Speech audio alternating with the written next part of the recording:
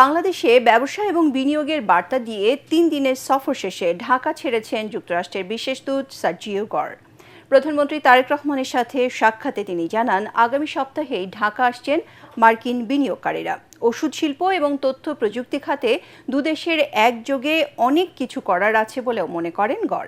এ সময় প্রধানমন্ত্রী কার্যালয়ের মুখপাত্র মাহদি আমিন জানান, গণতান্ত্রিক অগ্রযাত্রায় বাংলাদেশের পাশে থাকার অঙ্গীকার করেছে যুক্তরাষ্ট্র। ইমদাদুল্লাহ বাবুর রিপোর্ট। বাংলাদেশ সফরের শেষ দিনে রাজধানীর তেজগাঁওয়ে প্রধানমন্ত্রীর কার্যালয়ে তারেক রহমানের সাথে সাক্ষাতে আসেন মার্কিন প্রেসিডেন্টের বিশেষ দূত সার্জিও গর।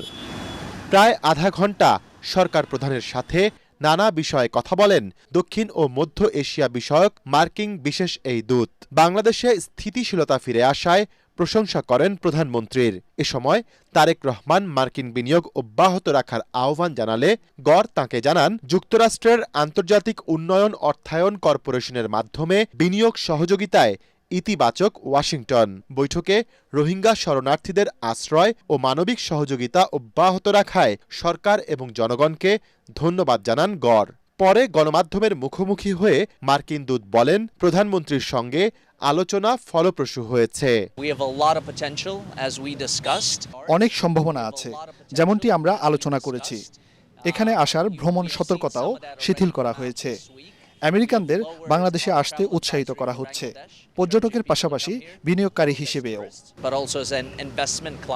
তিনি আরও জানান, ঢাকার সাথে ব্যবসার পরিসর বাড়াতে প্রস্তুত ওয়াশিংটন। আগামী সপ্তাহেই মার্কিন কোম্পানিগুলোর একটি প্রতিনিধি দল ঢাকায় আসছে। তারা বাংলাদেশে বিনিয়োগের সুযোগ খুঁজছে। ফার্মাসিউটিক্যাল শিল্প ও তথ্য প্রযুক্তি সহ বিভিন্ন খাতে দুদেশের অনেক কিছু করার আছে। ঢাকা ওয়াশিংটন সম্পর্ক আমরা অনন্য উচ্চতায় নিয়ে যেতে চাই। এদিকে এ বিষয়ে এক ব্রিফিংয়ে প্রধানমন্ত্রীর কার্যালয়ের মুখপাত্র মাহদি আমিন জানান, বাংলাদেশের সাথে বহুমাত্রিক সম্পর্ক এগিয়ে নিতে চায় যুক্তরাষ্ট্র। অত্যন্ত সৌহার্দ্যপূর্ণ এই আলোচনায় আমরা দেখেছি যে মার্কিন যুক্তরাষ্ট্রের পক্ষ থেকে বাংলাদেশের নির্বাচিত মাননীয় প্রধানমন্ত্রীর নেতৃত্বের উপর দৃঢ় আত্মবিশ্বাসের কথা বলা হয়েছে। বাংলাদেশের অগ্রযাত্রায় মার্কিন যুক্তরাষ্ট্রের যে সুসম্পর্ক রয়েছে, বহুমাত্রিক এবং বহুপাক্ষিক, সেই সম্পর্কটাকে একটা ডিপ এন্ড ইকোনমিক টাইজের মাধ্যমে কিভাবে সামনের দিকে এগিয়ে নিয়ে যাওয়া যায় সেগুলো নিয়ে আলোচনা হয়েছে। দুই দেশের বাণিজ্যিক সহযোগিতা নতুন পর্যায়ে নেয়ার বিষয়ে গর বেশ আগ্রহ প্রকাশ করেছেন বলেও জানিয়েছেন তিনি। আগামী সপ্তাহের শেষ নাগাদ যুক্তরাষ্ট্রের শীর্ষস্থানীয় প্রায় 25টি শিল্প এবং ব্যবসা প্রতিষ্ঠান থেকে শীর্ষস্থানীয় প্রায় 45 জন ব্যবসায়িক নেতৃবৃন্দ বা প্রথম সারির কর্মকর্তাবৃন্দ বাংলাদেশে আসবেন।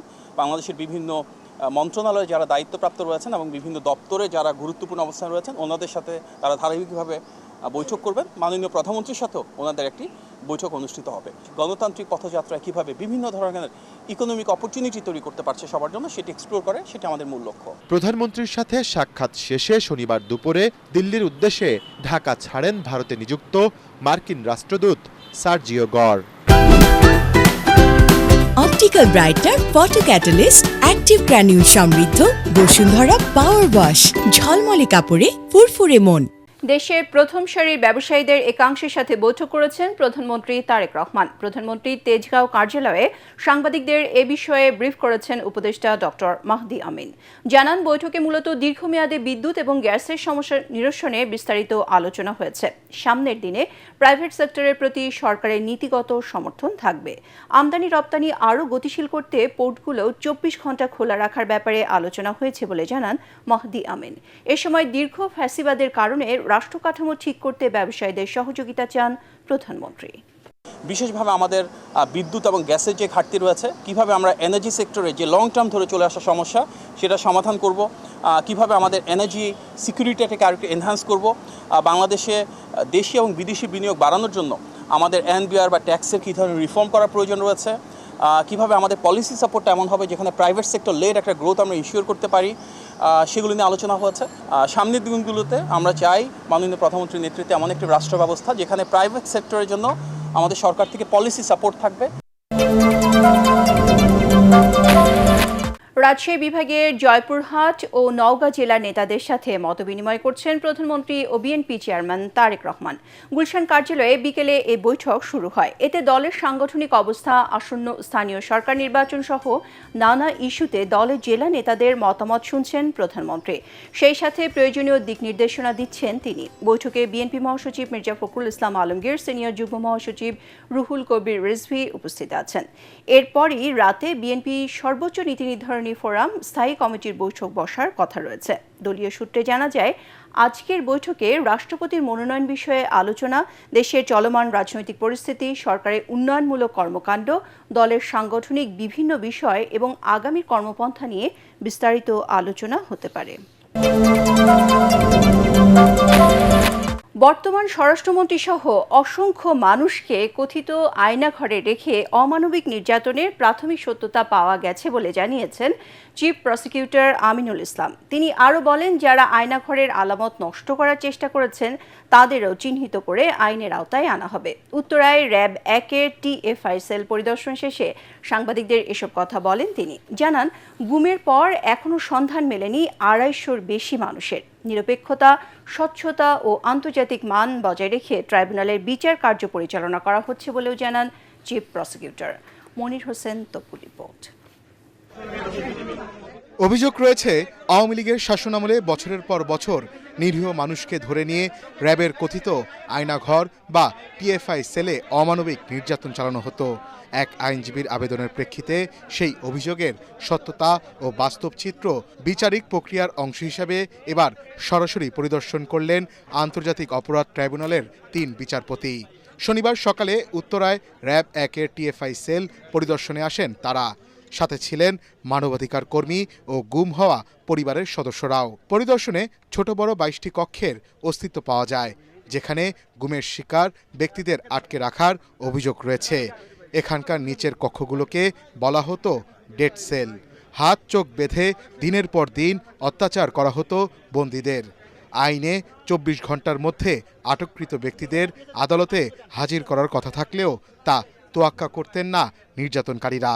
পরিদর্শনে এসব বিষয়ে প্রাথমিক সত্যতা পাওয়া গেছে জানিয়ে চিফ প্রসিকিউটর আমিনুল ইসলাম জানান, বিচারিক নথিতে বাস্তব অবস্থা যুক্ত করা, তদন্ত ও বিচার কার্যকে আরও স্বচ্ছ এবং আন্তর্জাতিক মানসম্মত করতেই এই জুডিশিয়াল ভিজিট।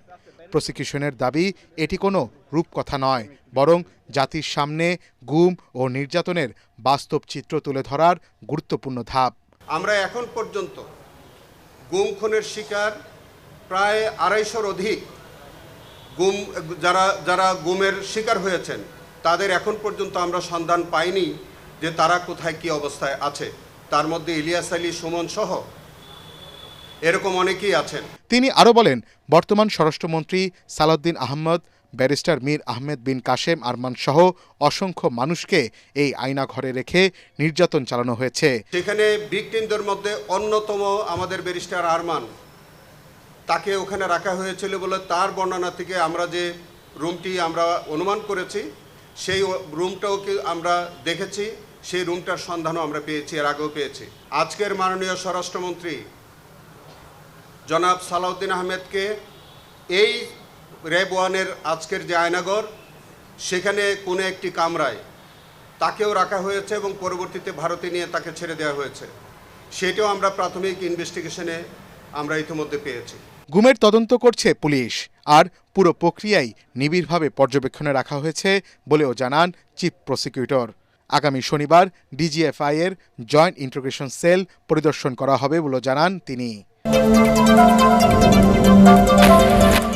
আগামী সংসদ অধিবেশনেই উঠছে গুম প্রতিরোধে মানবাধিকার কমিশন আইন। এ বিষয়ে সচিব কমিটির বৈঠকও শেষ হয়েছে। বিকেলে রাজধানীতে আইন পেশায় নিযুক্তদের বেসিক মেডিয়েশন প্রশিক্ষণের সমাপনী অনুষ্ঠানে সাংবাদিকদের এসব কথা জানান আইনমন্ত্রী মোহাম্মদ আসাদুজ্জামান। মন্ত্রী বলেন, আইন দুটিতে অনেক কিছুই সংযোজন করা হয়েছে। মানুষের কণ্ঠরোধ করতে চায় না মন্তব্য করে তিনি বলেন, তড়িঘড়ি করে নয়, অধিকতর যাচাই বাছাই করেই সাইবার আইন করা হবে। ভারতে বসে শেখ হাসিনার রাজনৈতিক বক্তব্য প্রচার নিয়ে আইনমন্ত্রী বলেন, মৃত্যুদণ্ডপ্রাপ্ত আসামিরা কথা বলতে পারেন না, তা দিল্লি বুঝতে পেরেছে।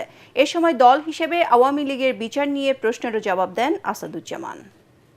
3-4টা সেশনে কনসালটেশন করে ফাইনাল স্টেজ করে আমরা এখন সচিব কমিটির সভাও শেষ করেছে।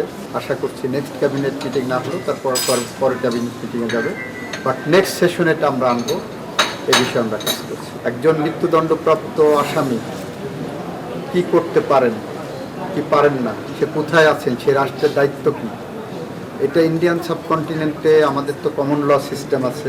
ওনাদের যে পেনাল কোডের, আমাদের পেনাল কোড, ওনাদের সিআরপিসি, আমাদের সিআরপিসি মোর অর লেস কাছাকাছি। তো সেখানে কি করতে হবে সেটা আমাদের থেকে ওনারা ভালো জানেন। জুলাই গণহত্যার দায়ে আওয়ামী লীগের রাজনৈতিকভাবে পুনর্বাসনের কোনো সুযোগ নেই বলে জানিয়েছেন মুক্তিযুদ্ধ বিষয়ক মন্ত্রণালয়ের প্রতিমন্ত্রী engineer Ishraq Hossain. Debate for democracy ছায়া সংসদ প্রতিযোগিতায় কথা বলেন তিনি। এ সময় ডিবেট ফর ডেমোক্রেসির চেয়ারম্যান হাসান আহমেদ চৌধুরী কিরণ বলেন, একটি গোষ্ঠী ফ্যাসিবাদ বিরোধী ঐক্য বিনষ্টের ষড়যন্ত্র চালাচ্ছে। তরিক ইসলামের রিপোর্ট।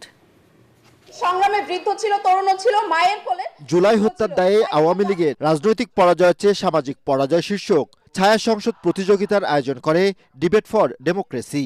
রাজধানীর তেজগাঁয়ের এফডিসিতে আয়োজিত প্রতিযোগিতায় অংশ নেয় গণবিশ্ববিদ্যালয় ও Bangladesh university of business and টেকনোলজির বিতার্কিকরা। আওয়ামী লীগ একটা গালিতে রূপান্তরিত হয়েছে, মানে স্পিকার। আমরা বলছি রাজনৈতিক পরাজয়ের চেয়ে বড় ক্ষতি হয়েছে সামাজিক পরাজয়। অনুষ্ঠানের সভাপতির বক্তব্যে ডিবেট ফর ডেমোক্রেসির চেয়ারম্যান হাসান আহমেদ চৌধুরী কিরণ বলেন, জুলাই হত্যাকাণ্ডের দায় ক্ষমতাচ্যুত সাবেক প্রধানমন্ত্রী এড়াতে পারে না। এই জুলাই অভ্যুত্থানের প্রত্যেকটি হত্যাকাণ্ডের দায় শেখ হাসিনা এড়াতে পারে না। প্রত্যেকটি হত্যাকাণ্ডেই তার ইশারা হয়েছে। আমরা যতগুলি ফোনালাপ এখন পাচ্ছি, প্রত্যেকটি ফোনালাপে আমরা দেখতে পাচ্ছি তার নির্দেশনা, তার নির্দেশ এবং তার নির্দেশ প্রতিপালন যারা করেছেন তারা কিন্তু অবিচারে গুলি করে আজকে এই জুলাই হত্যাকাণ্ডের দায় নিয়ে তারা কিন্তু দেশ থেকে পালিয়ে যেতে বাধ্য হয়েছে। সে কারণে আওয়ামী লীগের জুলাই হত্যাকাণ্ডের দায়ে রাজনৈতিক, সামাজিক, নৈতিক সর্বদিক থেকেই তাদের পরাজয় আমরা ঘটেছে বলতে পারি। এ সময় প্রধান অতিথির বক্তব্যে মুক্তিযুদ্ধ বিষয়ক প্রতিমন্ত্রী ইঞ্জিনিয়ার ইশরাক হোসেন জানান, জুলাই আন্দোলনে আওয়ামী লীগের রাজনৈতিকভাবে পরাজয় হয়েছে। জুলাই গণহত্যা জেনোসাইডের পরে তাদের চূড়ান্ত রাজনৈতিক পরাজয় হয়েছে। রাজনৈতিক পরাজয়ের মাধ্যমে তাদের সামাজিক, অর্থনৈতিক এবং আন্তর্জাতিক গ্রহণযোগ্যতা, জনগণের কাছে গ্রহণযোগ্যতা, নৈতিক সমস্ত কিছুর পরাজয় ঘটে গিয়েছে। অনুষ্ঠানে বক্তারা বলেন, কোনোভাবেই জুলাইয়ের চেতনা বৃথা যেতে দেয়া হবে না। জুলাইয়ের ঐক্যকে বিনষ্ট করবার জন্য দেশি বিদেশি শক্তি নানা রকম তৎপরতা চালাচ্ছে। জুলাইয়ের ঐক্যকে বিনষ্ট করবার জন্য সরকারকে, বিরোধী দলকে, তরুণদের দলকে নানাভাবে তারা পায়তারা করে তাদের ফাঁদে পা দেওয়ানোর জন্য চেষ্টা করছে। আমি মনে করি সকলের সম্মিলিত প্রচেষ্টায় জুলাইয়ের যে ঐক্য, জুলাইয়ের চেতনাকে আমরা ধরে রাখার জন্য আমরা চেষ্টা করব। আমাদেরকে অত্যন্ত সতর্কভাবে আগামী দিনের রাজনীতিটি পরিচালনা করতে হবে এবং এই গণ অভ্যুত্থানের পক্ষে সকল শক্তি আমরা যারা ছিলাম, আমাদের যত আমাদের মাঝে বিভেদ তৈরি হবে তত কিন্তু আওয়ামী লীগের জন্য সুযোগটা তৈরি হবে রাজনৈতিকভাবে ফিরে আসার। বিতর্ক প্রতিযোগিতায় সরকারি দল গণবিশ্ববিদ্যালয়কে হারিয়ে জয়লাভ করে বিরোধী দল Bangladesh university of business and টেকনোলজির বিতার্কিকরা।